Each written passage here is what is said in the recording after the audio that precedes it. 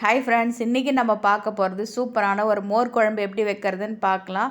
இந்த அளவுக்கு பச்சரிசி, கொஞ்சமாக துவரம் பருப்பு இந்த அளவு போட்டாலே போதும். போட்டுட்டு ஒரு மணி நேரம் தண்ணி ஊற்றி நல்லா ஊற வச்சுருங்க.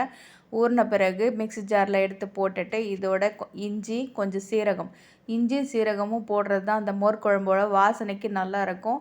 4 பச்சை மிளகாய், கொஞ்சமாக தேங்காய் போட்டு நல்லா அரைச்சி எடுத்துடுங்க. நல்லா மைய பேஸ்ட்டாக அரைச்சி எடுத்துட்டு இப்போ ஒரு கடாயில் எண்ணெய் விட்டு 2 வெண்டைக்காய் எங்கிட்ட இருந்தது. அது வெண்டைக்காய் போட்டால் நமக்கு மோர் குழம்பு நல்லாயிருக்கும்.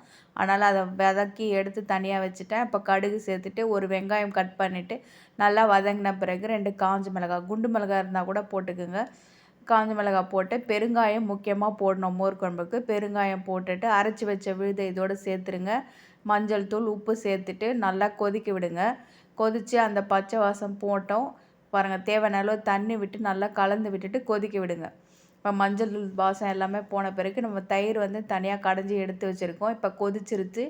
ஆல்ரெடி நம்ம வதக்கி வச்ச வெண்டைக்காய் நல்லா வெந்திருக்கு. இதில் போட்டுட்டு கலந்து விட்டுருங்க.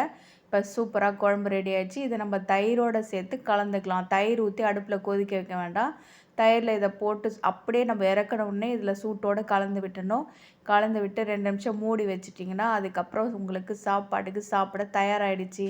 சுட சுட சாதத்தோட இந்த மோர் குழம்பு சாப்பிட்டு பாருங்கள். சும்மா அருமையாக இருக்குங்க.